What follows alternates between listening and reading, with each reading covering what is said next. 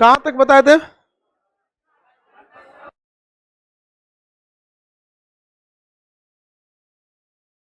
इतना कौन सी पढ़ाना है जी? हिस्ट्री तो खत्म हो चुका है ना।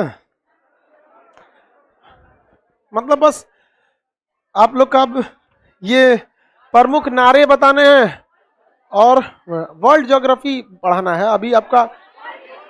वर्ल्ड हिस्ट्री, हाँ।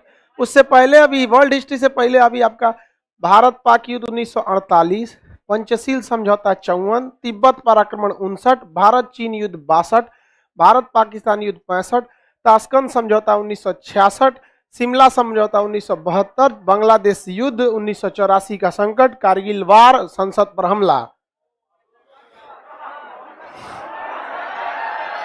उसके बाद आएगा वर्ल्ड हिस्ट्री, समझ गया?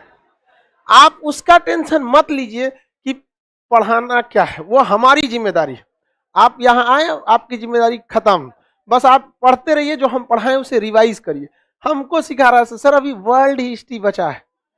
हमको भूलेगा ये सब? हमरा पिछले जन्म का बात याद है। पिछले जन्म में हम लड़की थे।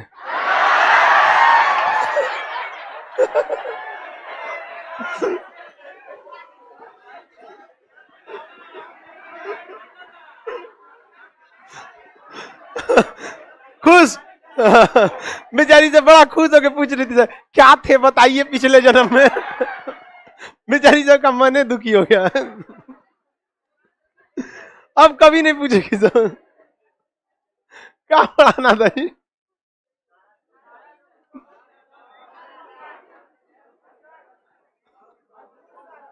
मजदूर से पढ़ाना सर, मौज कर दी। ये पता नहीं काय लिए बोलता है तो मौज कर दी।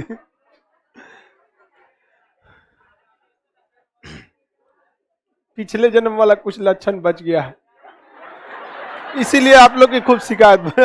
हम कहा, अच्छा हम लड़की सबका समर्थन कहाँ करते हैं हम? बैठो बाबू, नहीं लग जल्दी, क्यों हो गया ये सबको? हाँप रही है सभी, बैठ के हाँपो, जाओ वहां बैठ के हाँपिए, जाओ उधर बैठ के हाँप। बैठने दीजिए सबको, बेचारी से चढ़ के वहां। आगे चलिए। हम लोग को आज मजदूर संघ के बारे में पढ़ना है। भारत में मजदूर संघ बहुत अच्छा बना। मतलब मजदूर संघ, संघ का मतलब क्या होता है? ग्रुप। मजदूरों के लिए अलग, मतलब उनकी बात को रखने के लिए एक संगठन बना दिया जाता है, क्योंकि जब आप संगठित होकर कोई बातों को कहते हैं तो आपकी बातों को लोग ज्यादा सुनते हैं। इंडिविजुअल कहने पर आपको बातों को नहीं सुना जाता है, इसलिए मजदूर संघ का निर्माण करना जरूरी है। भारत का आजादी के समय का सबसे बड़ा मजबूत संघ All India Trade Union Congress था। All India Trade Union Congress, All India Trade Union Congress. इसकी स्थापना किसने किया था? लाला लाजपत राय। लाला लाजपत राय 1920। आगे जाकर एमजी जोशी ने इससे अलग हो गए कि भाई कोई भी संगठन बनेगा तो उसमें कुछ लोग जुड़ेंगे, हटेंगे, वो उतना बड़ा मैटर नहीं रहता। लेकिन एक क्वेश्चन हमेशा याद रखिएगा, All India Trade Union Congress से क्वेश्चन पूछता है, मजदूर संगठन से। All India Trade Union Congress की स्थापना लाला लाजपत राय ने किया था। All India Trade Union Congress Lala Lajpat Rai ने किया था। क्वेश्चन जानते हैं कैसे पूछेगा? कह देगा all India Trade Union Congress, ये टाइप का दे देगा। इसकी स्थापना किसने किया? ये ऑप्शन बी पर लिखा रहता है 1920। ठीक है, ऑप्शन बी पर 1920 कहता है कि ऑल इंडिया, ऐसे शॉर्ट में लिखा रहेगा, All India Trade Union Congress की स्थापना लाला लाजपत राय ने कब किया था? Option number B. आगे बढ़े। अरे तुम लोग गुड मॉर्निंग बोलो। कहता है कंगना के भाई को मेरा प्रणाम। गुड मॉर्निंग बोलो, गुड मॉर्निंग।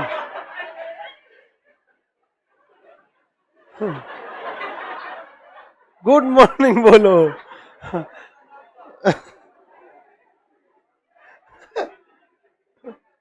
आगे बढ़ते हैं। उधर उठा दो, क्या कह रहा है ऊपर?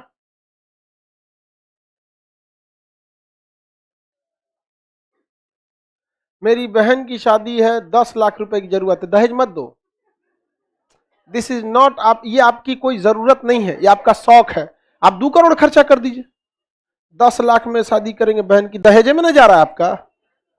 गजब बात करते हैं। एक ऐसे हमारे पास आ रहा है, करेगी सर हमारा बेटी का ब्याह करना है, जरूरत है, 12-13 लाख का इंतजाम हो गया और 1-2 लाख घट रहा है। हम कहा हाँ हाँ RBI के मशीन रख ले हम यहाँ छाप के तरह। गजब बात करते हैं, 10 लाख रुपया में बहन की शादी कर रहे हैं यहाँ पर।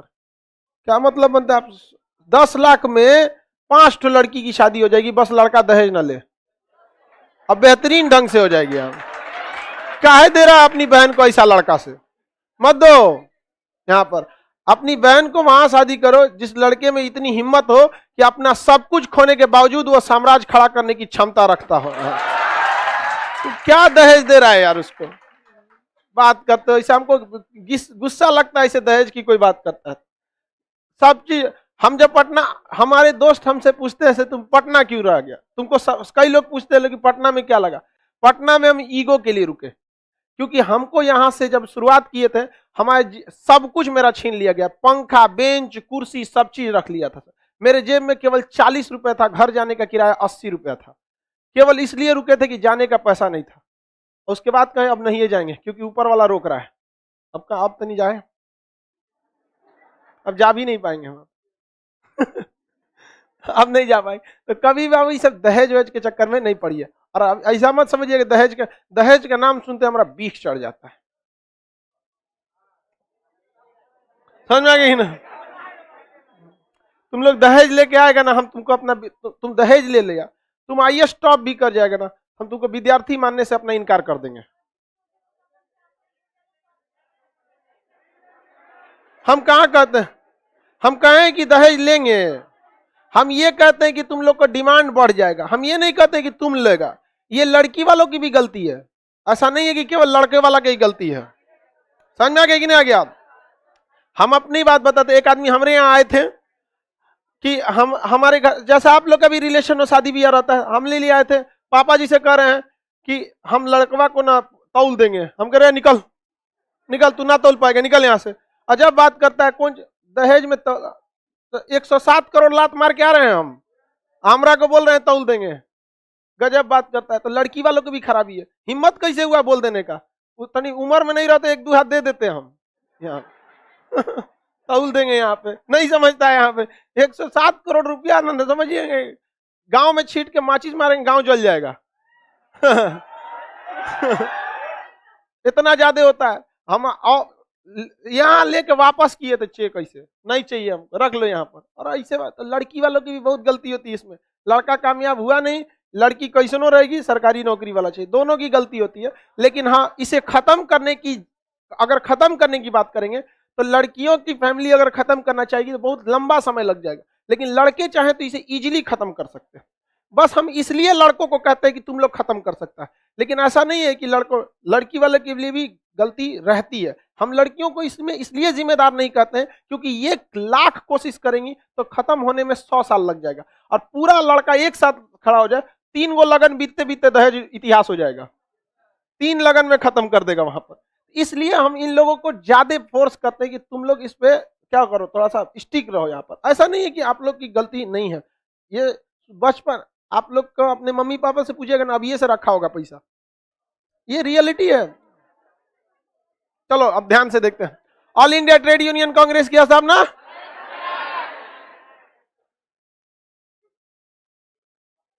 किसी को कोई दिक्कत? सर क्रिप्स प्रस्ताव का PDF नहीं है, वो पारित नहीं हुआ था ना, इसलिए PDF नहीं खुल रहा होगा। पारित हुआ रहेगा तब ना PDF खुलेगा। क्रिप्स प्रस्ताव का नहीं खुल रहा है, समझेगा? देखो अभी भारत छोड़ो आंदोलन का PDF खुल रहा होगा, खुल रहा है कि नहीं खुल रहा है? हाँ, तो जो प्रस्ताव पारित नहीं हुआ है उसका PDF नहीं खुल रहा होगा। अब हम लोग देखते हैं प्रमुख नारे एवं वक्तव्य। इन नारों को हम लोग एक क्वेश्चन कभी कभी इसमें खुदरा एग्जाम में पूछ देता है, सारे जहां से अच्छा हिंदुस्तान हमारा, ये अलामा इकबाल का। पाकिस्तानी भी इसे गाते हैं सब, सारे जहां से अच्छा पाकिस्तान हमारा।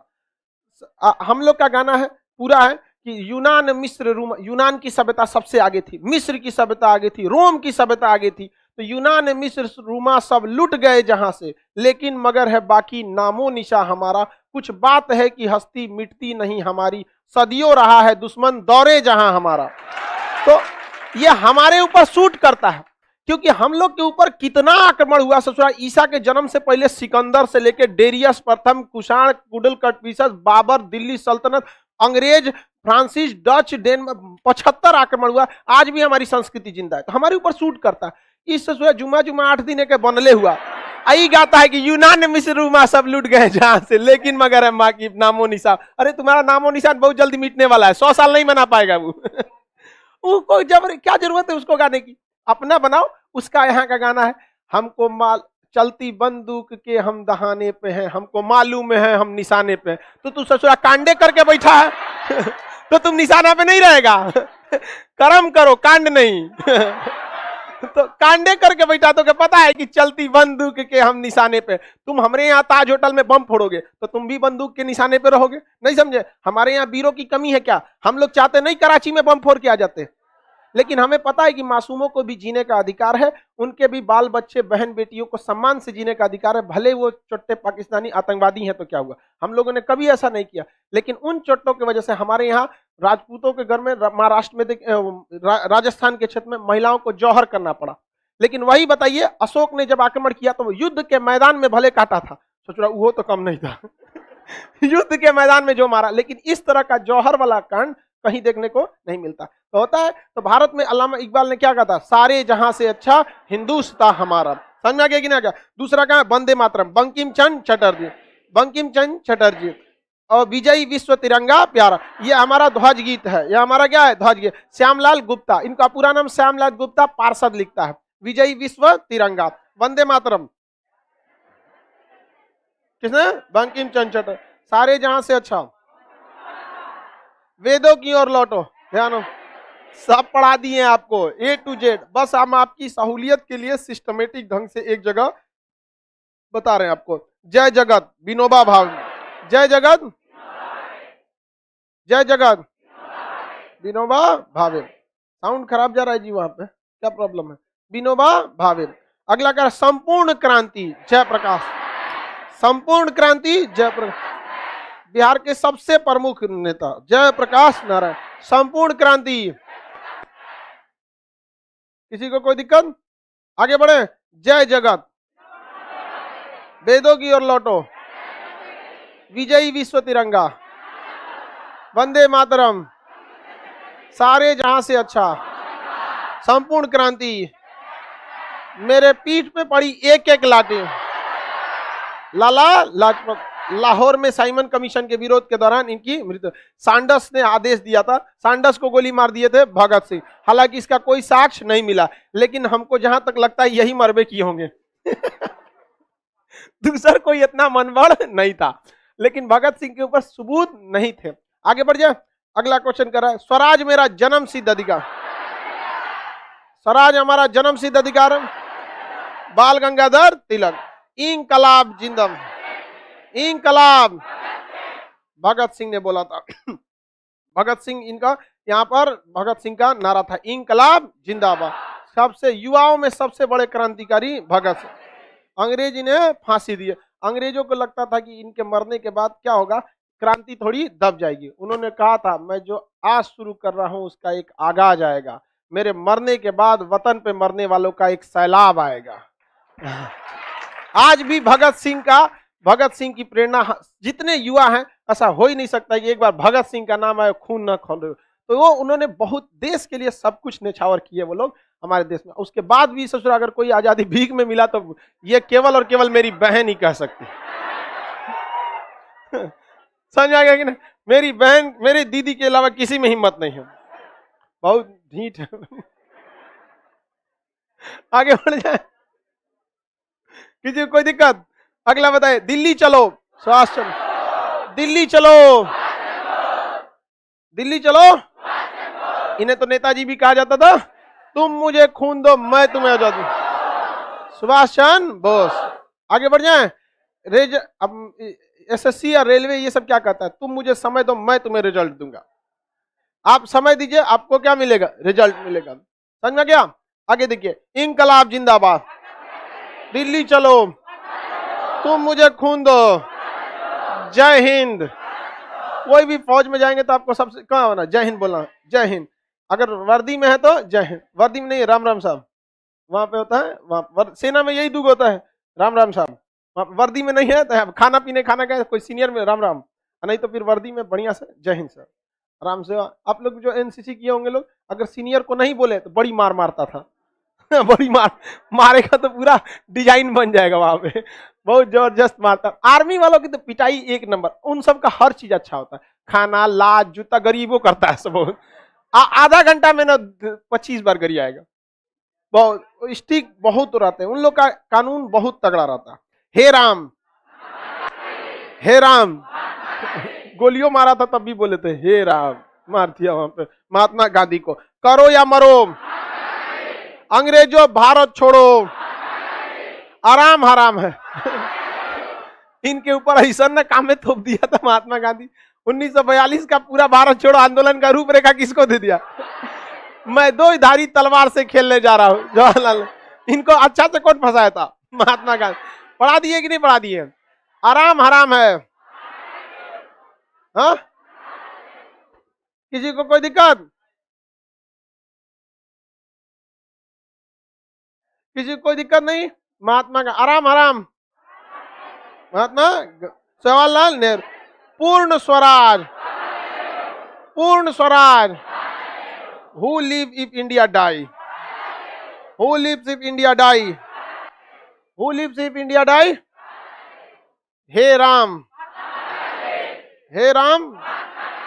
किसी को कोई दिक्कत नहीं है? आगे बढ़े।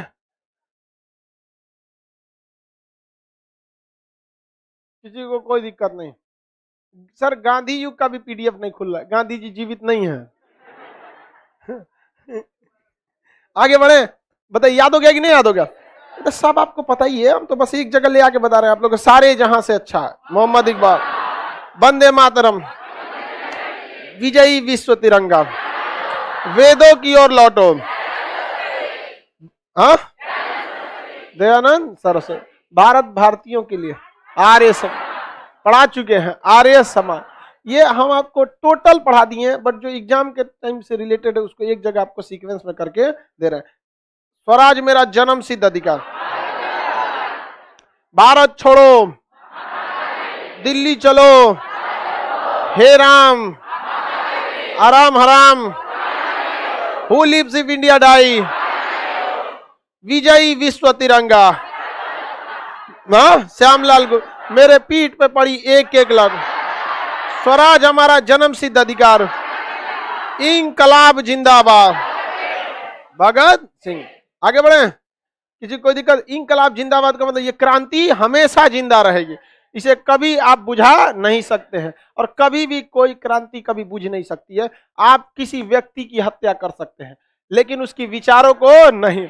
आज भगत सिंह को फांसी दे दिया गया, अगर फांसी नहीं दिया गया रहता तो शायद भगत जी की मृत्यु होती, लेकिन फांसी के बाद भगत सिंह अजर अमर हो गए।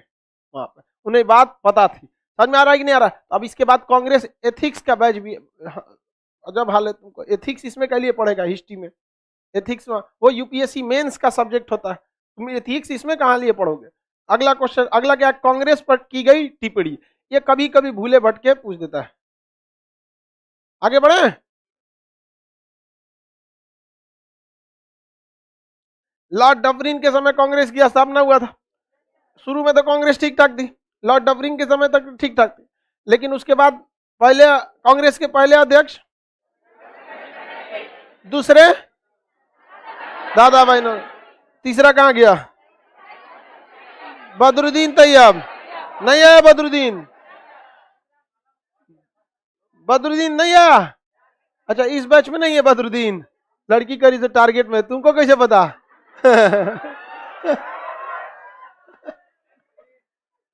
टारगेट बैच में आता है। आगे बढ़ते हैं, आगे बढ़े। बदरुद्दीन तैयब जी, ठीक है वहां तक ठीक था, लेकिन जब जॉर्ज यूल को चौथा में बनाया तो ये भड़क गया। कौन भड़का? डफरिन। डफरिन ने कहा कांग्रेस मुट्ठी भर लोगों का एक संगठन। कांग्रेस कैसा संगठन है? मुट्ठी भर लोगों का एक संगठन है। करजन, देखिए करजन के समय बंगाल विभाजन से हुआ 5 में, और इसी के समय कांग्रेस में फूट पड़ना चालू हुई और अंततः यह फूट 1907 में दिख भी गई थी। तो करजन के समय 1905 में ये लगने लगा था कि कांग्रेस बर्बाद हो जाएगी और रियल में भी अगर देखेंगे तो 1907 में कांग्रेस नरम दल और गरम दल में हो चुकी थी और अंग्रेज चाहते थे कि क्या रहे, गरम दल रहे, क्योंकि गरम दल को दबाना काफी सिंपल होता है, बहुत आसानी से आप दबा सकते हैं। आप बस देखिए किसान के लिए पूरा भारत खड़ा था कि नहीं, लेकिन उनकी एक गलती, लाल किला पर जो झंडा तिरंगा उतारा गया उसके वजह से पूरा भारत खिलाफ हो गया था उस समय के लिए। तो गरम दल वाले को दबाना बड़ा इजी होता है, नरम दल को दबाना बहुत मुश्किल होता है, क्योंकि इमोशन जुड़ जाता है पब्लिक का आपके साथ। यहाँ पर अभी देखिए किसानों के ऊपर जब गाड़ी चढ़ा दिया गया, कचल दिया गया, किसान, पूरा भारत किसके साथ हो गया था, किसान के साथ। अब मीडिया ने पहले अखबार पर छापा था किसानों का आतंक, और जब हाल है भैया किसानों का आतंक कर मीडिया 142 नंबर की मीडिया से कितना उम्मीद कर सकते हैं। ये भी छाप दिया बहुत है, समझ में आ गया कि नहीं आया? नहीं तो इन सब को छूट दीजिएगा तो सजा सुना देगा सब, फांसी की सजा राकेश टिकैत को। ये बेचारा आदमी खड़ा है किसानों के लिए, उसको ये सब फांसी सुना देगा, इन सब का बस चले तो अब मर्सी अपील भी नहीं भेजेगा सर राष्ट्रपति को, टांग दो। एक से एक रहता है सर। तो कांग्रेस का पतन 5 से ही दिखने लगा था। तो लॉर्ड कर्जन ने क्या कहा था कि कांग्रेस अपने पतन की ओर जा रही है और मेरी इधर से कर्जन का भी कार्यकाल खत्म हो रहा था, अरे 6 में तो आ गया मिंटो, नहीं समझे, कांग्रेस का भी, कर्जन का भी कार्यकाल क्या हो रहा था, खत्म हो रहा। तो कर्जन ने कहा कि कांग्रेस अपनी अंतिम पतन की ओर जा रही, मेरी यह इच्छा है कि रिटायरमेंट से पहले इसकी बर्बादी देख ले, मतलब मेरी इच्छा है कि मैं इसके पतन में कुछ सहयोग कर सकूं। समझ में गया कि नहीं? अरे कर्जन, तुम्हारी जीवन की सबसे बड़ी गलती थी कांग्रेस। क्योंकि यही एक ऐसा संगठन बना जो पूरे लोगों को आने का एक मंच दे दिया। उससे पहले महाराष्ट्र में अलग चल रहा है, बिहार में अलग, यूपी में अलग, ये कांग्रेस वालों के लिए बहुत बड़ी भूल साबित हुई। समझ में आ गया कि नहीं आ गया? किसी को कोई दिक्कत है? कर्जन ने क्या कहा था, कांग्रेस अपने पतन की ओर जा रही है। बंकिम चटर्जी, कांग्रेस में लोग किसके भूखे हैं, पदों के भूखे हैं, कांग्रेस में लोग पदों के भूखे हैं। किसने बोला था? बंकिम चंद्र चटर्जी, बंकिम चंद्र चटर्जी। लाल बाल पाल, ये 3 लोग भारत में सबसे ज्यादा है, लाला लाजपत राय, लाल बाल गंगाधर तिलक और बिपिन चंद्र पाल, ये तीनों लोग भारत में गरम दल वाले थे। कैसे थे? गरम दल। लाल बाल पाल, लाला लाजपत राय, बाल गंगाधर तिलक, बिपिन चंद्र पाल। और इसमें ई तो भाई सब कुछ ज्यादा ही, ये 2 लोग कुछ ज्यादा ही थे। हालांकि साइमन कमीशन के दौरान लाठीचार्ज, इनकी असहयोग आंदोलन जिस दिन चालू हुआ उसी दिन किनकी मृत्यु हो गई? बाल गंगाधर तिलक की। वैलेंटाइन सिरोलनी ने भारतीय शांति का क्या कहा है? जनक कहा है। आगे बढ़े, कोई दिक्कत? सर इंडियन मैप कब होगा? कल आपका चालू होगा वर्ल्ड मैप, 25 नवंबर सुबह में 10 AM वर्ल्ड मैप। कौन सा मैप? World map. समझ में आ गया कि नहीं आ गया? इसके बाद 8 से 9 बैच स्टार्ट होगा। जैसे वर्ल्ड मैप आ जाएगा, एक आध दिन स्टेबल हो जाएगा बैच जैसे, तो आपका 8 से 9 इकोनॉमिक्स चालू होगा, ठीक है। और उसके बाद जैसे ये सॉरी फिजिक्स और ये अब खत्म हो जाएगा एक आध हफ्ता में वर्ल्ड हिस्ट्री, तो इसमें चालू होगा आपका इकोनॉमिक्स। आगे बढ़े, अखंड भारत कैसे हो पाएगा? अखंड भारत नहीं होने देगा सब नेतवा, समझा गया? अखंड भारत करेगा लोग। चलो ध्यान से देखते हैं। बंकिम चंद्र चटर्जी ने क्या कहा था? कांग्रेस लोगों के पद के भूखे। अब बाल गंगाधर तिलक, कांग्रेस भीख मांगने वाला क्या है संगठन? वही बवाली आदमी थे ही, बाल गंगाधर तिलक हमेशा इनके गरम दल वाली भाषा बोलते थे। कांग्रेस कैसा संगठन है? भीख मांगने वाला। और शुरुआत में आपको हम पढ़ाए भी थे कि कांग्रेस के शुरुआत के 20 साल के कार्यकाल को राजनीतिक भिक्षा का काल कहा जाता है। पढ़ा दिए थे कि नहीं पढ़ा दिए? ये तो सब पहले ही पढ़ा दिए यहाँ पर, लेकिन बाद में जब इसमें गरम दल वालों का आगमन हुआ तो इसका रूप क्या हो गया? बदल गया था। यहाँ पर इन्होंने कहा था कि साल भर में एक बार अगर हम बरसाती मेढक की तरह दिसंबर में बैठ के टर टर बोलेंगे तो आजादी मिलने वाला नहीं है। समझ में आ गया कि नहीं? बरसाती मेढक साल में एक बार निकलता है, और जो बोलता है सब मेढक नहीं रहता, मेढकिन होती है। सब मेढक नहीं बोलता है, कौन होता है? मेढकिन होती है। अब मेढकवा सुनता है किसका आवाज सबसे मधुर है, उधरे चल जाता है। मेढक नहीं बोलता है, कौन बोलता है? मेढकिन बोलती रहती है सब। आगे बढ़ जाए, बताइए किसने कहा था बरसाती मेढक की तरह चिल्ला संघ? कांग्रेस भीख मांगने वालों का संगठन है। कांग्रेस में लोग पदों के भूखे हैं। बंकिम चंद्र चटर्जी। कांग्रेस मुट्ठी भर लोगों का संगठन है। कांग्रेस अपने पतन की ओर लड़खड़ा रही है। कांग्रेस का अधिवेशन 3 दिन का एक तमाशा है। अश्वनी। कांग्रेस अधिवेशन 3 दिन का तमाशा है। किसने बोला? अश्वनी। कांग्रेस 3 दिन का क्या है? तमाशा। किसने बोला? 3 दिन का तमाशा अश्वनी ने बोला था। कांग्रेस में लोग केवल याचना या विनती करते हैं। बिपिन चंद्र पाल। बिपिन चंद्र पाल। भाई ये गरम दल वाले काहे पीछे रहेंगे? शुरुआत में केवल याचना और विनती ही किया जाता था। बिपिन चंद्र पाल। फिरोज शाह मेहता। कांग्रेस की आवाज पूरी जनता की आवाज नहीं है, और हकीकत भी थी, कांग्रेस की आवाज पूरी जनता की आवाज नहीं है। किसने बोला? फिरोज शाह मेहता। फिरोज शाह मेहता। कांग्रेस की आवाज पूरी जनता की आवाज नहीं है। किसने बोला? फिरोज शाह मेहता। कांग्रेस में लोग याचना और विनती करते हैं। बिपिन चंद्र। कांग्रेस भीख मांगों का संगठन। मतलब उनका कहने का शुद्ध बिहारी भाषा में यही ना हुआ। अब वो क्या कहते हैं कि कांग्रेस भिक्षा मांगने वालों का संगठन है, तो उसको सिद्ध भाषा में बोलेंगे भीख मांगों का संगठन। तो उस समय की बात थी। अब ऐसा ना हो कोनो हमारा वीडियो लेके अभी के राहुल गांधी को दिखाए, भाई तुम लोग अभी वाला कांग्रेस हो, हम उस समय वाला कांग्रेस बता रहे जब आपके लकड़ दादा थे, दादाजी नेहरू और परदादा जी मोतीलाल है, उस समय की बात है। समझ में आ गया कि नहीं आ गया? आगे बढ़े। बताइए, कांग्रेस की आवाज लोगों की आवाज नहीं है। फिरोज शाह मेहता। महात्मा गांधी जब भारत छोड़ो आंदोलन चलाना चाहते थे तो सर्वाधिक विरोध इनका किसने किया था? कांग्रेस वालों ने किया था। तो महात्मा गांधी गुस्सिया गए और कहे कि कांग्रेस अपने को बहुत बड़ा संगठन न समझे, मैं एक मुट्ठी बालू से कांग्रेस से बड़ा संगठन खड़ा कर सकता। और वास्तविकता थी उनके अंदर क्या था? एक यूनिट करने की क्षमता थी बहुत ज्यादा। अब जैसे अभी के वक्त में अभी देखेंगे, राकेश टिकैत को अकेले रोक के रखा है कि नहीं इंसान ने किसानों को, उतना लंबे समय तक क्या क्या नहीं हुआ। ठंडी झेल लिया, बरसात झेला, गर्मी झेला, कोरोना झेल गया, वहां पे कोरोना का फर्स्ट वेव सेकेंड वेव सब झेल लिया। 600 से 700 लगभग 700 किसानों की जान गई। इसमें कुछ ठंड से हुए, कुछ बेचारे कचार दिया सब कई को गाड़ी से बेचारा सबको। वहां पर कई सारी घटनाएं हुई। यहाँ पर किसान लोगों ने भी एक चीज सबसे गलत किया था, जो उस दिन 26 जनवरी को लाल किला पे किया था। सबके बाद भी लेकिन अभी फाइनली क्या हो गया? हट गया। तो हमारी अपनी सरकार है तब ना, मान के चलिए गुलामी के समय दिल्ली में बैठल रहते तब मारता बड़ी मार। वहां पर एक के रास्ता था, आपको तब क्या करना पड़ेगा? नरम दल रखना पड़ेगा। नरम दल के बावजूद तो पीट देता था सब। लाला लाजपत राय कौन सा बवाल कर रहे थे? मारा सब की नहीं मारा सब? जलियांवाला बाग में कौन सा हाथ हो रही थी? गोली चला दिया सब यहाँ पर। तो आपको ये सारी चीजें याद रहे। समझ में आ गया कि नहीं आ गया? किसी को कोई दिक्कत है तो बोलिए। हाँ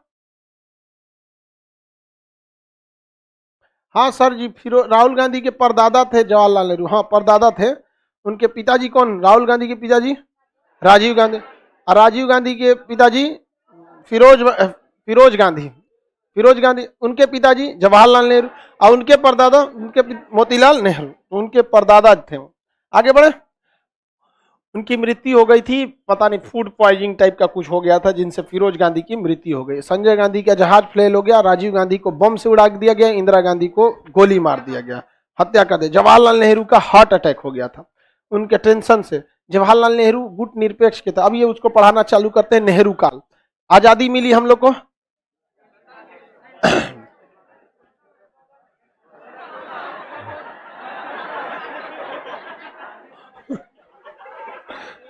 कब मिला था जी आजादी? 47 में।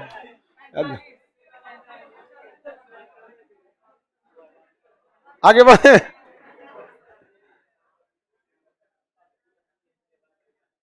फिरोज गांधी एक पारसी थे। पारसी समझते हैं? नाम पारसी का मुस्लिम की तरह लगता है, बट वो पारसी थे।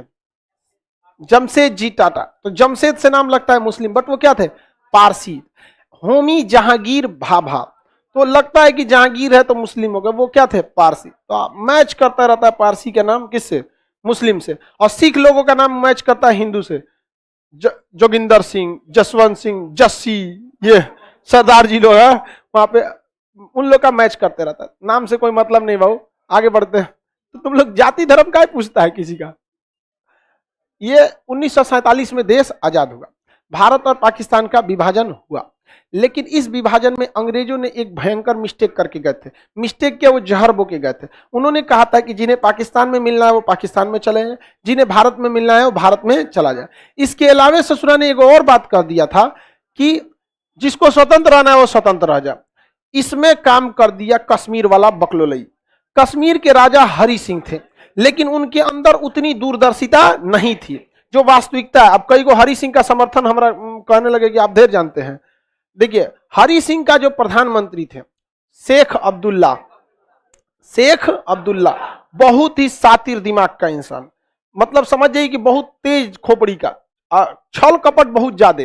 तो शेख अब्दुल्ला जो जम्मू कश्मीर का ये था, यही प्रधानमंत्री थे। तो हरि सिंह को बोला कि आप क्या हो जाइए, अलग हो जाइए, क्योंकि शेख अब्दुल्ला को पता था कि हरि सिंह जिस दिन अलग होंगे, एक अलग देश बनाएंगे, उस दिन इंडिया अलग, पाकिस्तान अलग। और कश्मीर की ज्यादातर जनता जो थी वो मुस्लिम थी और उसके राजा क्या थे, हिंदू थे। तो ये उसको फारूक शेख अब्दुल्ला को पता था कि इनके खिलाफ विद्रोह कराना बड़ा इजी है। तो शेख अब्दुल्ला, शेख अब्दुल्ला किसका प्रधानमंत्री थे, हरि सिंह।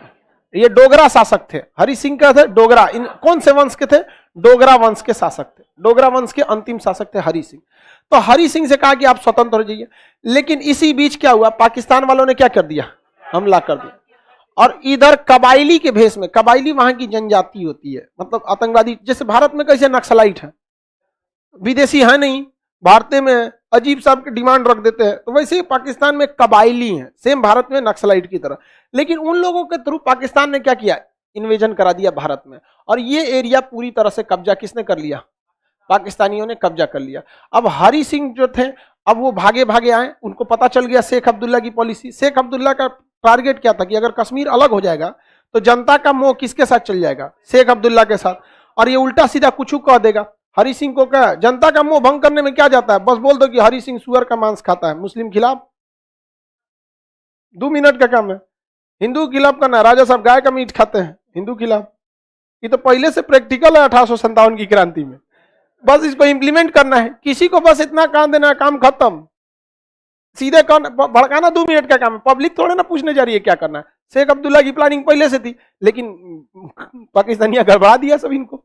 तो शेख हरि सिंह आए किसके पास, जवाहरलाल नेहरू के पास, हमारी मदद कीजिए। क्या कीजिए, हमारी मदद कीजिए। जवाहरलाल नेहरू को, हाँ चलिए मदद करते हैं। सरदार पटेल कह गए, महाराज शांति से बैठिए, मदद करते। चोट्टा कहीं का हरि सिंह, बोले थे तोरा भारत में मिलने के लिए, तो तोरा अपने नौटंकी था, अलग देश बनाएंगे, भाग। कहा है महाराज, हम आधा कब्जा हो गया है और छोटा सा हमारा बेटी पर तो उठा ले जाएगा सो बचा लीजिए। तो कहें 21 शर्त में बचाएंगे, साइन कर यहाँ पर। तो उन्होंने साइन किया 26 अक्टूबर 1947, 26 अक्टूबर 1947 को साइन कर दिया। कहां पर, भारत में विलय पत्र पे। तब तक भारत पर आधा कब्जा हो चुका था कबाइलियों का, और वो पूरे भारत में हर बड़े जगह पे घुस चुके थे। तो उस समय एनडीए और सीडीएस नहीं हुआ करता था। अभी ना भारत में आईएमए, इंडियन मिलिट्री एकेडमी, खड़ग वासला, पूना में इंडियन नेशनल डिफेंस एकेडमी। उस समय जितना सेना के बड़े अधिकारी थे वो इंग्लैंड से पढ़ के आते थे, और उसमें ब्रिगेडियर उस्मानी थे, वो उस समय बलूच रेजिमेंट में थे। बलूच अभी पाकिस्तान में है। तो देश का जब विभाजन हुआ तो जिन्ना ने कहा था इनको ब्रिगेडियर उस्मानी को, आप आ जाइए, बलूच रेजिमेंट का कमांड आप ही संभालिएगा। ब्रिगेडियर उस्मानी ने कहा भागता है कि नहीं, यहाँ पे आ जाइए। यहाँ पर सेना में जब शपथ लिए थे तो यही शपथ लिए थे कि जब तक जीवित रहेंगे भारत की सुरक्षा में हम लगे रहेंगे। तुम आज विभाजन कर दिया तो हम अपनी शपथ का विभाजन नहीं कर सकते, हम यहीं रहेंगे। सरदार पटेल ने देखा कि भाई ये आदमी ठीक है। सरदार पटेल के अंदर व्यक्ति को परखने की बहुत क्षमता थी। वो एकदम गरीब परिवार से उठे थे। उन्होंने जिम्मेदारी सौंपी किसको, ब्रिगेडियर उस्मानी को, कि जाइए आप इनको बताइए क्या है। ब्रिगेडियर उस्मानी जब यहां से गए अपनी सेना लेकर, 900 से ज्यादा पाकिस्तानियों को मार दिए, साफ हो गया सब आते वहां पर। और नौशेरा में पाकिस्तानियों का कहना था, नौशेरा उस समय का बहुत टिपिकल पॉइंट था, वो हाइट पर था और वहां से भारत को बढ़त नहीं मिल पा रही थी। तो नौशेरा जीतने की जिम्मेदारी दी गई थी ब्रिगेडियर उस्मानी को। सुबेरे जिम्मेदारी दी गई, शाम को फोन आ रहा है ब्रिगेडियर उस्मानी का नेहरू के पास कि नौशेरा जीत गए खत्म हो गया नौशेरा का। इनको नौशेरा का शेर कहा जाता था।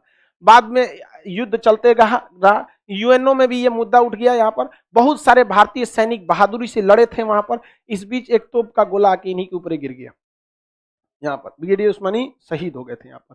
तो यहाँ पे इनकी कहानी नौशेरा का शेर कहा जाता था। और ये हमारा देश कब आजाद हुआ? 47।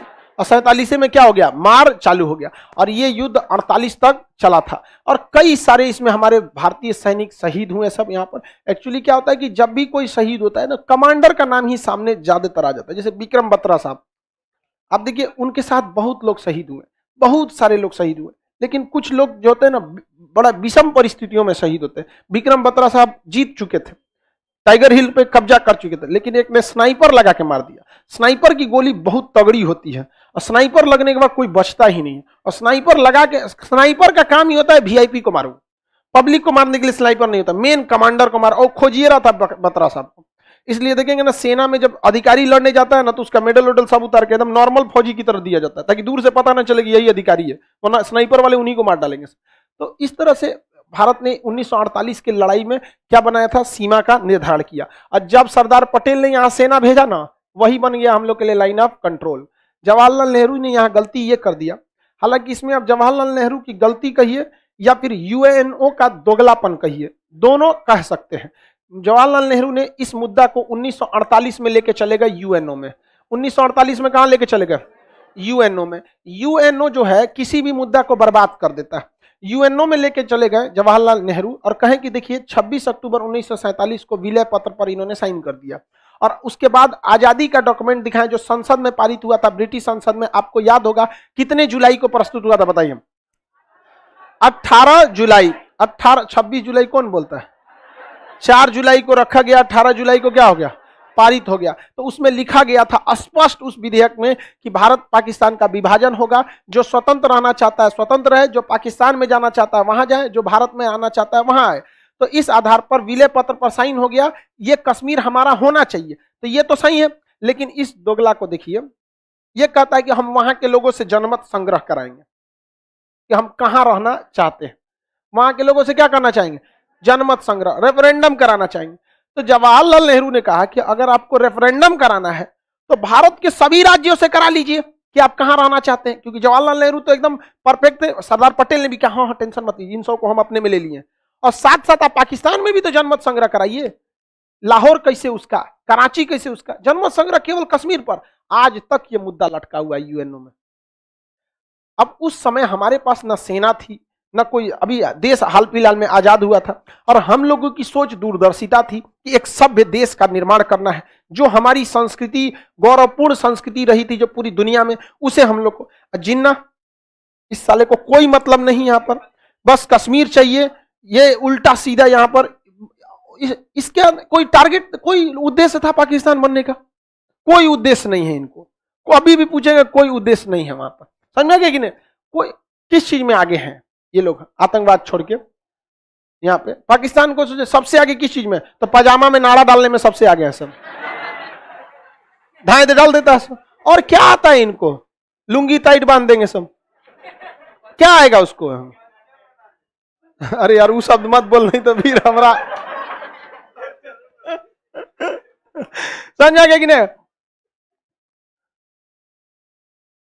सर जिन्ना को चेयर चाहिए था, कुर्सी चाहिए थी, ये बेवकूफ है। देखो बाबू, कुछ लोग कहते हैं कि प्रधानमंत्री के लिए जिन्ना ने ये सब कुछ किया। बाबू जिन्ना ने तो पाकिस्तान की मांग 1940 में ही रख दी थी। देश कहां आजाद हुआ था? प्रधानमंत्री का तो बात आता है कैबिनेट मिशन के बाद। प्रधानमंत्री की बातें शुरू होती है 1951 के प्रथम आम चुनाव में। उससे पहले प्रधानमंत्री की बातें कहां आती है? अभी देश तो आजाद होने दीजिए। 1942 में शिमला 45 में शिमला सम्मेलन में कूद के भाग गया। कहां प्रधानमंत्री की बात आई थी? वो तो मुस्लिमों के काना छेद था यहाँ पे। प्रत्यक्ष कार्रवाई दिवस 1946 में बताया, कहां प्रधानमंत्री की बात आई थी? ऐसा नहीं था प्रधानमंत्री के उससे आते। ये सब चीजें थोड़ी सी मन गढ़ंत है। आप बताइए क्या प्रधानमंत्री को चक्कर में विभाजन किया था? नहीं, उसको अलग बनाना ही था। सुअरों का एक बाड़ा खोलना था उसको, जहां एक साथ सब रह सके। तो वो उसने कहा कि यहां नहीं रह पाएगा, शेर के साथ सुअर नहीं रह सकते हैं। तो उसने क्या कर दिया? विभाजन कर दिया वहां पर। समझ में आ गया कि नहीं आ गया? तो ये मत सोचिएगा कि उसने क्या किया था, अलग रह दिया था। क्योंकि उसे पता था कि जंगल में अगर रहेंगे तो कभी भी सुअर जो है वो राजा नहीं बन सकता। इसलिए सुअरों का एक अलग जंगल बनाना पड़ेगा जिससे अखंड साम्राज्य के राजा जिन्ना रहेंगे। तो इतने विभाजन करके रखेंगे। यहाँ हरि सिंह की भी बेवकूफी थी। क्या जरूरत है यार, पिटा के आए हो, तुम्हारी बात कोई नहीं सुनेगा। होशियारे बनते हैं हरि सिंह यहाँ पे। यूएनओ में मामला चल गया, अटक गया। अब कश्मीर जो था, से हरि सिंह किस पे बिलीव करते थे? शेख अब्दुल्ला पे। इसने कहा, हरि सिंह ने कह दिया कि हमारा अलग संविधान बनेगा। इसने चढ़ा दिया इनको, हरि सिंह को, कि कहिए हमारा अलग संविधान रहेगा। ये 370 कहे थे ये हरि सिंह, हमें लिए क्या रहना चाहिए 370। ये जिम्मेदारी मिट गया हरि सिंह पे। ओहो माय गॉड, हरि सिंह। और इन्होंने 370 का मसौदा तैयार करने की जिम्मेदारी किसको दी? शेख। वाह वाह, हो गया, मीट की जिम्मेदारी कुत्ता को। हाँ, समझ में आ गया, नहीं ना रह सकता है। तो अब देखे यहाँ पे हरि सिंह ने कह दिया कि भैया हमारे लिए क्या रहना चाहिए, अलग संविधान। इन्होंने कहा कि हम अच्छा से मसौदा तैयार करेंगे। 370 में इन्होंने ऐसा बातें डाला था। 370 का एक में इन्होंने सबसे पहले कहा था कि जम्मू कश्मीर की सीमाएं भारत की सीमाएं हैं, मतलब जो जम्मू कश्मीर का क्षेत्र है वही भारत की सीमा है। तो 370 के ए में कोई छेड़छाड़ नहीं हुआ है। देखियो 370 ए अभी भी वैसे ही है, क्योंकि 370 का ए हटाएंगे जो जम्मू कश्मीर की सीमा भारत की सीमा नहीं रहेगी, ऑटोमेटिक भारत से अलग हो जाएगा। तो ये कहता है कि जम्मू कश्मीर की सीमाएं भारत की सीमा, अच्छी बात है। उसके बाद जम्मू कश्मीर में भारत का पूर्ण संविधान लागू नहीं होता। आगे और बात कहा गया, यहाँ पर राष्ट्रपति का शासन लागू नहीं होगा, यहाँ नेशनल इमरजेंसी लागू नहीं होगी, यहाँ बाहर के लोग यहाँ आके परमानेंटली बस नहीं सकते हैं। ऐसा बात किया गया। सबसे खराब इसमें कहा गया था कि पाकिस्तान की कोई लड़की अगर भारत में यहाँ जम्मू कश्मीर में शादी करती है तो उसे जम्मू कश्मीर की नागरिकता दे दी जाएगी, लेकिन भारत की लड़की अगर जम्मू कश्मीर में शादी करती है तो उसे नागरिकता नहीं दी जाएगी। ये सबसे खराब चीज था। का हरि सिंह, कहां दिमाग था आपका? किस किस को हम बोले, इस बर्बादी में सबका हाथ है।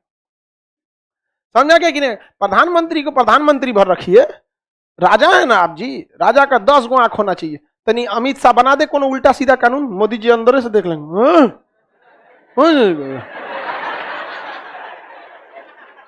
आराम में समझेंगे, हटा इस सही नहीं है ये। नहीं समझ आया? तीन लोग की जोड़ी गजब लगती है अपनी में। तो बताइए यहाँ पे यूएनओ में चल गया, अब यहाँ पे बना दिया गया, ये क्या लिखे थे जी, अक्टूबर, मिट गया। शेख अब्दुल्ला ने क्या कर दिया, ऐसा कानून बना।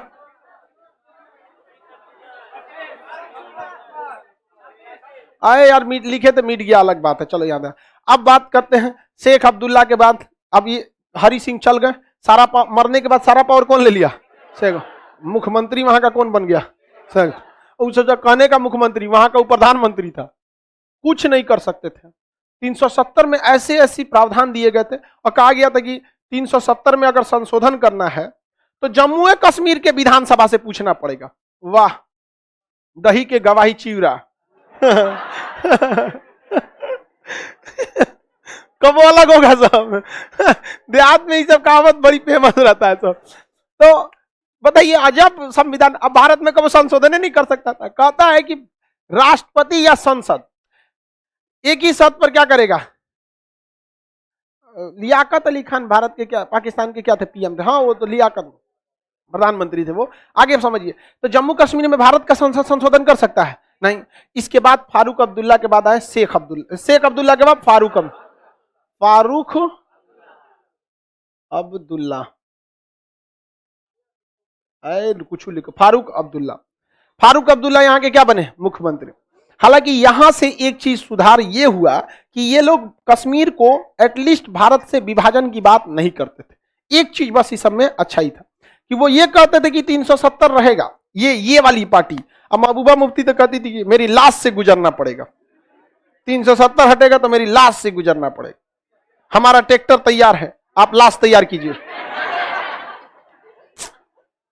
नहीं समझ में आया? अजब हाल है, क्योंकि उसको हिलने के लिए तो ट्रैक्टर चाहिए ना, बहुत मोटी महिला है। इसके बाद आए उमर अब्दुल्ला। इनमें भी एक ही चीज सही है कि भारत के विभाजन की बात नहीं करते। इस टाइप का नहीं कि मतलब ये जो वर्दी, ये जो दहशतगर्दी है, इसके पीछे वर्दी है, ये 2-4 को स्लोगन याद कैला है सब वहां पे कश्मीर वाला, और कुछ नहीं। हम क्या मांगे? आजादी। हम क्या चाहते? आजादी। भारत से आजाद। अरे यार, कम से कम ये उसमें मतलब उतना इन्वॉल्व नहीं रहते। कश्मीर का जनता को खुश रखने के लिए कुछ तो भाषा बोलनी पड़ेगी। लेकिन खानदान देख रहे हैं यहाँ पर उमर। लेकिन मामला क्या हुआ, जब वहां पीडीपी की सरकार बनी, पीडीपी, तो बहुमत पीडीपी को आया नहीं। अब बहुमत फारूक उमर अब्दुल्ला को, ये तो मर गए, ये अभी भी जिंदा है बूढ़े, और इनके बेटा जिंदा है उमर अब्दुल्ला। ये सबसे कम उम्र के सीएम थे, यहाँ पे सबसे कम उम्र के सीएम उमर अब्दुल्ला। तो ना ही उमर अब्दुल्ला की पार्टी को बहुमत आया, ना ही पीडीपी को बहुमत आया, और ना ही बीजेपी को बहुमत आया, किसी को बहुमत नहीं आया। समझ में आ गया कि नहीं आ गया? तो बीजेपी या पीडीपी क्या बना ली? सरकार बना ली। गजब बात है। वो कहती है कि जब तक हम जिंदा रहेंगे 370 नहीं हटने देंगे, यही कहता है 370 हटाएंगे, लेकिन सरकार बना ली है दोनों। ये समझ में आ रहा है ना? सरकार बनाने के मैटर में कोई मायने नहीं रखता है इस सब चीज में। आप अगर बदल जाएंगे तो लोग पूछने लगे कैसे बदल गए। अरे यार इधर देखो तुम लोग, तो ये लोग क्या बना लिए? सरकार बना लिए। वो किस्मत अच्छा था कि इन दोनों में पटा नहीं। जब दोनों में पटरी नहीं खाया, पटरी नहीं खाने का मतलब समझते हो? दोनों में नहीं हुआ तो दोनों का गठबंधन क्या हो गया? टूट गया। तो ना इनको बहुमत, ना इनको बहुमत, ना इनको बहुमत। इसे कहते हैं त्रिशंकु हो जाना। क्या हो जाना? त्रिशंकु। अब ये गड़बड़ ये हुआ कि हमारे संविधान बनने में जब भीमराव अंबेडकर थे तो उन्होंने एक स्पेशल प्रावधान जोड़ा था कि जब किसी राज्य की विधानसभा चल नहीं रही है या भंग है तो उस कंडीशन में उस राज्य के लिए कानून राष्ट्रपति बना सकता है। और इन गधों की ये सबसे बड़ी भूल हो गई। आओ फाउंडेशन पढ़, अब तू थोड़ा पता चलेगा। हमें पढ़वे नहीं करेगा यहाँ पे फाउंडेशन। खैर ठीक हुआ उस समय हम लोग ऑनलाइन नहीं पढ़ाते, नहीं तो क्या पता सोचा पढ़ लेता सर और गठबंधन कर लेता सर कि 370 को जिंदा रहने के लिए हम दोनों का एक होना जरूरी है, तब राष्ट्रपति नहीं बना सकते थे। लेकिन गड़बड़ यही हो गया कि इनको तो लग रहा था कि राष्ट्रपति बिना पूछे नहीं बना सकते, और संविधान में स्पेशल प्रोविजन है कि जब विधानसभा नहीं चल रही है तो राष्ट्रपति को पावर है, क्या कर सकता है? संसद वहां कानून बना सकता है। यही मैटर था। अमित शाह ने रखा लोकसभा, राज्यसभा, राष्ट्रपति ने साइन कर दिया, 370 खत्म। हम क्या मांगे? आजादी। लो तुम चलाते रह गए पत्थर, हमने हटा दिया 370। खत्म हो गया 370 के कहानी। और अब बताए 370 का एक हटा है। अरे भैया घोंचू होगा जो 370 का एक हटाएगा। अरे भैया तो सोसाइट हो जाएगा हम लोग के लिए। तो 370 का ये वही तो मेन है कि जम्मू कश्मीर की सीमाएं किसकी सीमाएं है? हाँ, भारत की सीमाएं हैं यहाँ पे। समझ में आ गया कि नहीं? अब ये बताइए हरि सिंह की गलती नहीं थी। भाई आप राजा हैं, आप डिसाइड कीजिए ना कैसा प्रधानमंत्री रखना है कैसा नहीं। अजब हाल है, बेवकूफ वाला काम करते हैं यहाँ पे। कौन बोलेगा इनको? हरि सिंह को। डोगरा शासक इतने बहादुर थे, इनको मतलब क्या ही बोला जाए यहाँ पर। खुद सोचिए आपको भारत में मिलकर रहने में क्या दिक्कत है? सारा बीज सारा कांड कैल तो नहीं के है, अलग रहेंगे, स्विट्जरलैंड बनाएंगे एशिया का। बनाओ स्विट्जरलैंड, नरक हो गया एशिया का। एशिया नरक हो गया। कौन जाता है जी कश्मीर घूमने के लिए? किसको? सबको जिंदगी अपना प्यारा है, कब मार देगा कोई ठीक नहीं। और अगर वहां शांति रहती तो कश्मीर के लोग राजा रहते, राजा, क्योंकि जनसंख्या ज्यादा नहीं है कश्मीर में। जैसे यूपी बिहार की तरह अरबों खरबों, यूपी तो हमको लगता है कुछ दिन में इसे धंस जाएगा। प्लेट विवर्तनीय सिद्धांत, प्लेट क्या हो जाएगा? धंस जाएगा। 22 करोड़ आदमी रहता है यूपी में, 11 करोड़ बिहार में, दोनों धंसेगा सब साथ में। अरे इतनी जनसंख्या होती है यहाँ पर, बताइए, एक से एक रहता है सब यहाँ पर। इतनी भारत में जनसंख्या है, फिर भी जहां तहां देखेंगे तो लिखा रहेगा मर्दाना कमजोरी का इलाज। अरे यार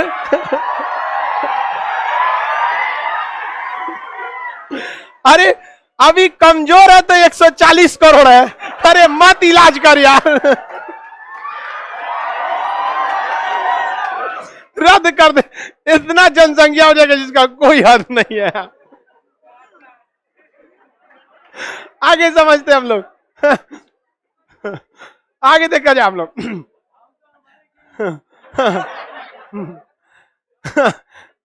हाँ सही है, हम दो हमारे गिनते रहो। अब चलिए ध्यान से, 370 हो गया। 35A के तहत हम लोग कश्मीर में जाके परमानेंट नहीं जमीन बच सकते थे, ना वहां शादी करके पूरी तरह सेटल नहीं हो सकते थे। 370A बच गया, बाकी सब खत्म।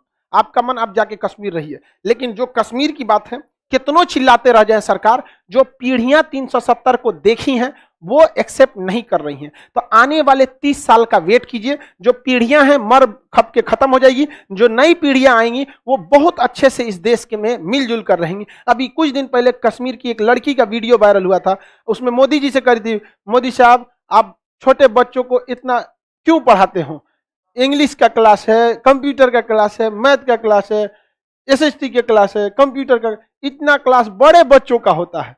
मोदी साहब इतना कम कर दो, तुरंत सिलेबस कम हो गया छोटे बच्चों का वहां। तो ऐसा नहीं है कि कश्मीर के लोग गलत हैं। पाकिस्तान का प्रोपोगेंडा समझिए, वो क्या चाहता है कि उसे पता है कि भारत में 140 करोड़ लोगों में सारे पढ़े लिखे नहीं हैं।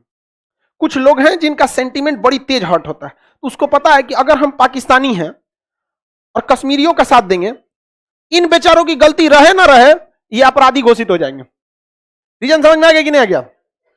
अब मान के चलिए हाफिज सईद आतंकवादी है?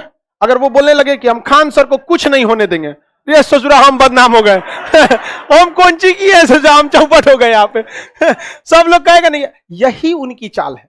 वो हर हाल में ससुरा कुछ करना जाएगा, हम कश्मीरियों के साथ हैं, पूरे जी जान से साथ है। तुम्हारे में न जी है न जान है,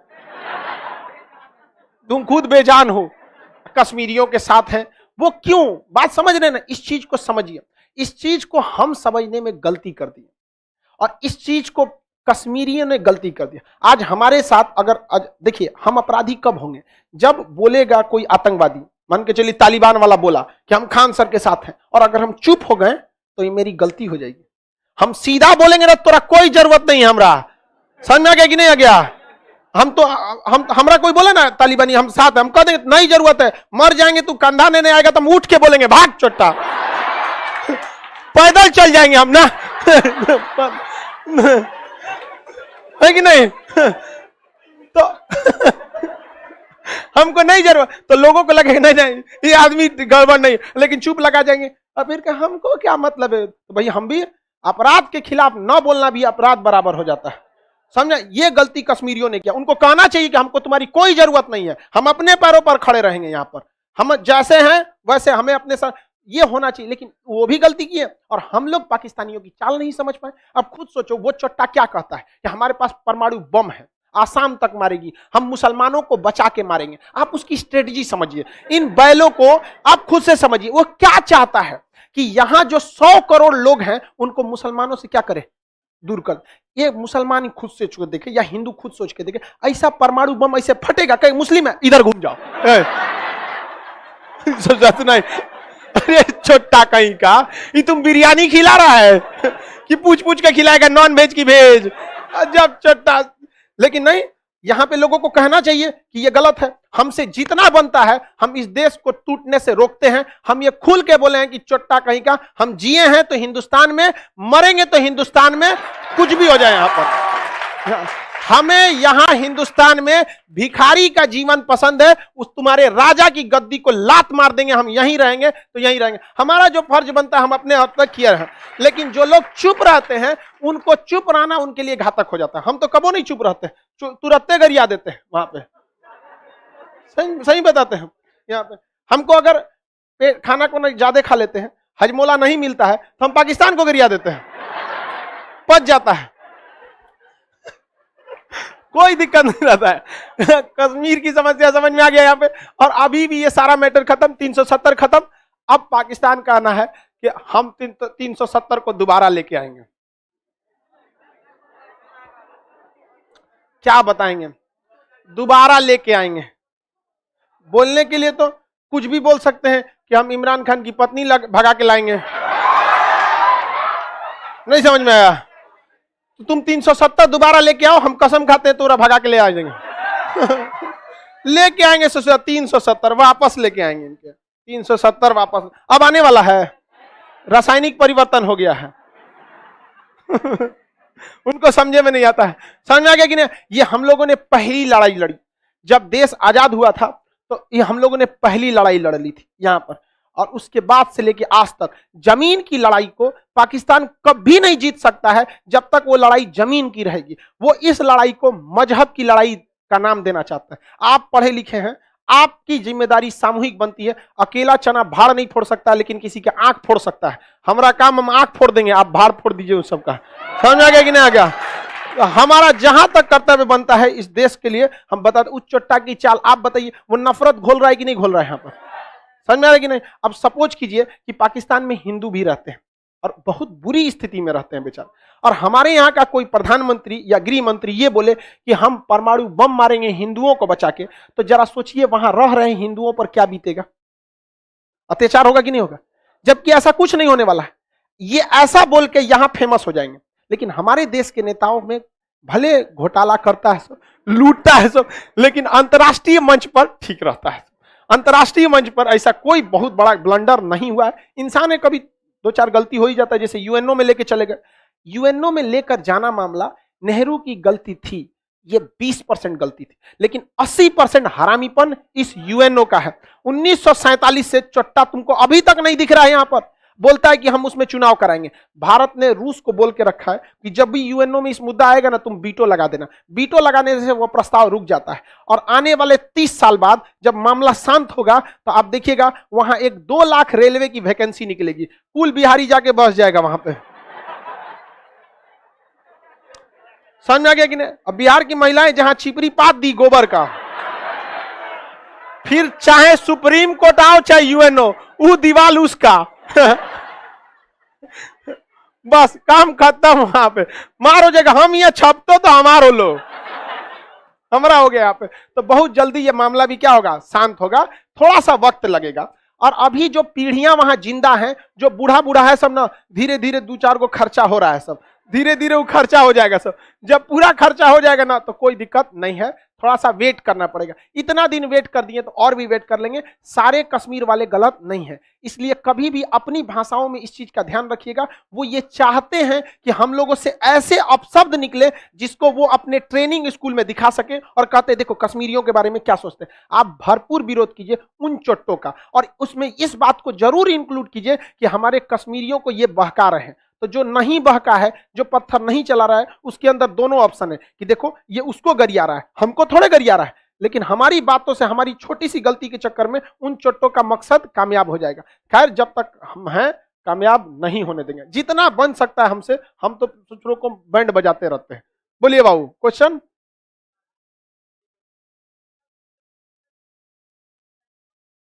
किस समय तक? हाँ, पाकिस्तान को बैंकरप्ट होना बहुत है बाबू, बहुत नॉर्मल।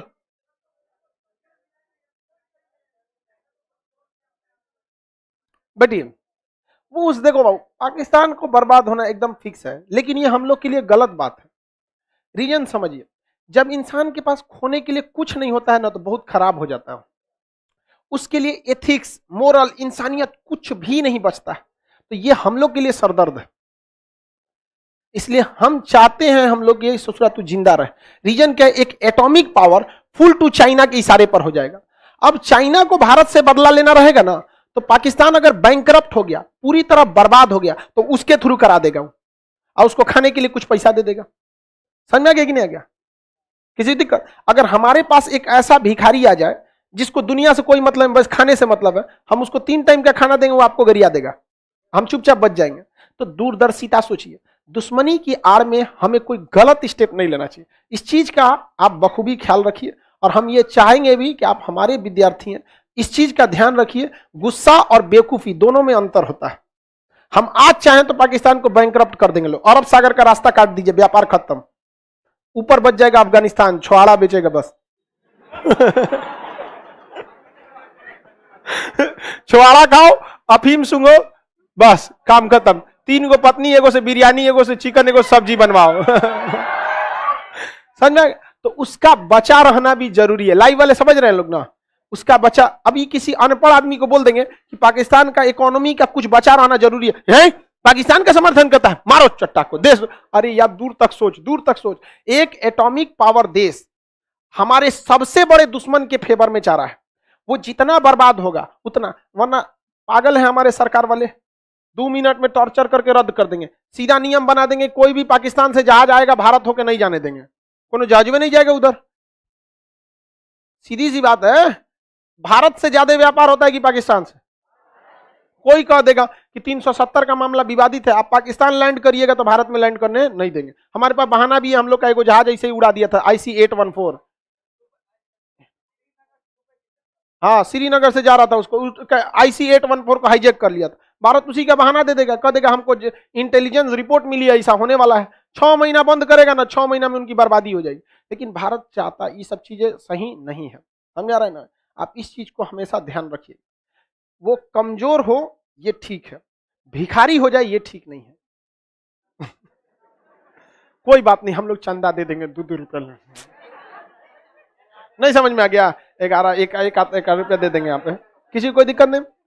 रीजन नहीं समझ रहे हैं आपको। दुश्मनी इतनी खराब चीज होती है ना, कई बार आप पड़ोस में देखिए, अपने पड़ोस में, अपने रिश्तेदारों में, कई बार आप दुश्मनी में, गुस्सा में ऐसा स्टेप ले लेते हैं ना, 10 साल बाद उसको पछतावा होना पड़ता है। लेकिन गुस्सा इतना खराब चीज है कि वो समझ ही नहीं आने देगा आपको। रावण में क्या दिक्कत था, ससुरा ले चौपटे ने कर दिया, वहां पे नहीं ले गया रहता सीता जी को, बच गया रहता, अभी तक सोना का लंका बचा रहता। हम लोग आयात करते लोग 24 कैरेट। देखते लोग फोटो पे लंका पे बैठ के अच्छी नहीं हथौड़ी से मार रहा है। तुमको कितना चाहिए? 100 ग्राम लो, चेक से ट्रांसफर कर देना। चौपट कर लिया कि नहीं? समझ में आ रहा है कि नहीं आ रहा? ये है नेहरू काल। कौन सा? नेहरू काल। आप सबकी सामूहिक जिम्मेदारी बनती है कि आप अपने दुश्मनों के चाल को नाकामयाब कीजिए। आप भगत सिंह की उस बात को याद रखिए, किसी व्यक्ति को मार सकते हैं, उसकी विचारधारा को नहीं। तो कश्मीर में हम लोगों ने 1990 तक गलती किया। हम उन आतंक 90 तक नहीं, सन 2000 तक हम उन व्यक्तियों को मारते रहे। लेकिन उसके बाद सेना ने इसे रियलाइज किया। सेना ने व्यक्ति को मारने से ज्यादा विचारधारा को मारने की कोशिश किया। हमारे न जाने कितने वीर सैनिक शहीद हो गए केवल उन आतंकवादियों के लिए कि तुम सरेंडर कर दो, सरेंडर कर दो। भारत ने उन सारे सैनिकों को समझाया कि देखो हम कितनों को मारेंगे, अगर विचारधारा जिंदा रहेगी फिर साले जिंदा होंगे। हमें उस विचारधारा को मारनी है। इसलिए जब कोई आतंकवादी जो मरता है, जब वो उसके पास कुछ न रहे, बंदूक तानो, उसके बाद सरेंडर कर दो, जिंदगी भर तुम्हारा एहसानमंद रहेगा। मुन्ना भैया मूवी देखे? मुन्ना मिर्जापुर। तो जो एसपी रहता है, आईपीएस क्या नाम रहता है उसका? मौर्य, मौर्य रहते हैं, ऐसे करके कोई मौर्य रहता है मिर्जापुर मूवी में। उसमें कालीन भैया उसको हाथ गिरफ्तार कर लेता है और उनके बंदूक पे क्या करता है? गोली मारता है। हम लोग को बस यही सीन दिखाया जाता है कि गोली मार रहा है, लेकिन गोली मारता नहीं है। उस आईपीएस को वो बंगला से उठवा के लाता है, हाथ गोड़ मार के तुरवा देता है, अब बंदूक रख के गोली चलाता अगल बगल में, कहता बुलाइए अपनी पुलिस पावर को। वो बहुत ईमानदार रहता है मौर्य, लेकिन बाद में उसको मुन्ना भैया छोड़ देता है, कहता है कि हम आपको जीवन बख्शते हैं। अगला जो मिर्जापुर 3 आएगा, उसमें जो वो पुलिस अफसर मुन्ना भैया का सबसे खिलाफ था, वो सबसे वफादार हो जाएगा। क्योंकि जब आप किसी को जीवन दान दे देते हैं ना, तो वो एहसान नहीं भूल पाता है। तो सेना ने इसी चीज को अपनाया। जब भी आज भी देखिएगा माइक लेके जाती है सेना कि बेटा सरेंडर कर दो, तुम्हें कुछ नहीं होगा, बाबू बेटा भैया सब कहता है। उसके बाल बच्चों को लाया जाता है, छोटा सा बच्चा रहेगा, गोद में लेके कहो बेटा अब्बू सरेंडर कर दीजिए हमारे लिए। उसकी पत्नी बोलेगी, बेटा बोले, माँ बाप बूढ़े बोलेंगे, वो सरेंडर कर देते हैं। इस सरेंडर से क्या होता है कि उसके अंदर उन आतंक, जब सामने मौत खड़ी रहती है ना, हर इंसान को अपना सही और गलत समझ में आने लगता है। जब कोरोना से लोग मर रहे थे तो आप देखे होंगे, आपको अपने पापों का अंदाजा लग रहा होगा, हे भगवान ये गलती दोबारा ना करेंगे, हे भगवान कोरोना से बचा ले। लड़का सबका एग्जाम आता है तो कहता है भगवान हमको बचा ले, हम का नंबर डिलीट कर देंगे ना, बताइए होता है कि नहीं होता है? तो सेना जो है वो इस चीज पे आगे बढ़ रही है। हम लोग अब कश्मीर में पैरेलल काम कर रहे हैं, आतंकवादियों को भी मार रहे हैं और सरेंडर करा के उनकी विचारधाराओं को भी मार रहे हैं। लेकिन सरेंडर करने में कई बार हमारे अपने सैनिकों की भी जान जाती है। लेकिन ऐसा इतिहास गवाह है, जब जब इस देश को जरूरत पड़ी है, हमारे वीर सिपाहियों ने अपनी गर्दन काट के मां की झोलियों में भरा है। यहाँ पर तो भारत की गुलामी से लेकर आज तक भारत की धरती वीरों से कभी कमी नहीं रहा है। लेकिन थोड़ा कीमत चुकानी पड़ती है, आजादी की कीमत बहुत खराब होती है। लेकिन एक समय आएगा जब भारत वापस सोने की चिड़िया बनेगा और उसके साक्षी बनेंगे आप लोग यहाँ पर। लेकिन शिक्षा के क्षेत्र से कभी नहीं हटिएगा। आपको हम कहते हैं कोई 1 लाख रुपया दे, आप अपनी सेना पे पत्थर चलाइएगा? इसलिए नहीं कि आपके अंदर इंसानियत, बल्कि इसलिए कि आप पढ़े लिखे। शिक्षा ही आपको सही और गलत का रास्ता दिखाता है। हमारी संस्कृति क्या रही है? गुरु गोविंदो पाखड़ो काको लागो पाए, बलिहारी गुरु आपने गोविंद दियो बताए। मतलब अगर भगवान और गुरु दोनों साथ हैं तो आप पैर किसको छुइएगा? गुरु। मत इसलिए नहीं कि गुरु महान है, भगवान से महान गुरु नहीं है, बल्कि भगवान कितना महान है इसका आभास गुरु ने कराया। तो गुरु आपके पहले गुरु आपके माँ बाप होते हैं। गुरु का मतलब ये नहीं कि जो आपको फिजिक्स केमिस्ट्री मैथ रीजनिंग पढ़ा रहा है वही हो। जीवन में आपके दोस्त रिश्तेदार बहुत सारे आपके जो भी सिखाए वो आपका क्या है, गुरु। लक्ष्मण जी तो गए थे रावण से सीखने के लिए, वो भी उस समय के लिए उनके लिए क्या था, गुरु। तो इंसान जब तक शिक्षा नहीं रहेगी तब तक आपको आगे नहीं बढ़ सकते। समझ में आ रहा है कि नहीं आ रहा? सर आपको अपनी बहन के बारे में क्या राय है?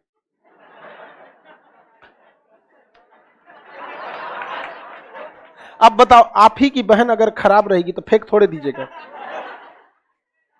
हम अभी बात कर रहे हैं उत्तरी कोरिया में किंग जोंग से बात चल रहा है यहाँ पे। समझ में आ गया? लड़की लोग को समझ में आ रहा है? कौन चीज समझ में आया? लाइव वाले सब लोग को समझ में आ गया? अब आजादी की बात की, अब इससे ये लड़ाई, पहली लड़ाई खत्म हो गई 1947 और 48 वाली। 47 और 48 वाली लड़ाई समझ में आ गया? खत्म हुआ यहां पर। इसमें आप फारूक अब्दुल्ला की अकेले गलती मानते हैं कि इनका भी? ये बवाले नहीं हुआ रहता है जो 26 अक्टूबर को साइन कर रहे हैं, 15 अगस्त को कर देते तो भारत में 552 से ज्यादा देसी रियासतें थे, कहीं कहीं आपको 565 देगा। इसमें बवाल हुआ नहीं हुआ? 3 गो में बवाल हुआ था, हैदराबाद, सौराष्ट्र और यमन। कोई दिक्कत नहीं, दोनों की गलती थी बाबू, कोई बात नहीं, हम इसको सुधारेंगे। आई होप आप इसे समझे। अब हम पंचशील समझौता समझेंगे, तिब्बत को चाइना ने कैसे कब्जा कर लिया, फिर भारत चाइना युद्ध 1962, उसके बाद 1965, फिर ऐसे करके हम लोग ये संसद पर हमला जो था 2001 तक, वहां तक पढ़ लेंगे, फिर हम लोग वर्ल्ड हिस्ट्री चालू करेंगे। आगे बढ़ जाते हैं, चलिए अगला क्लास कल करेंगे।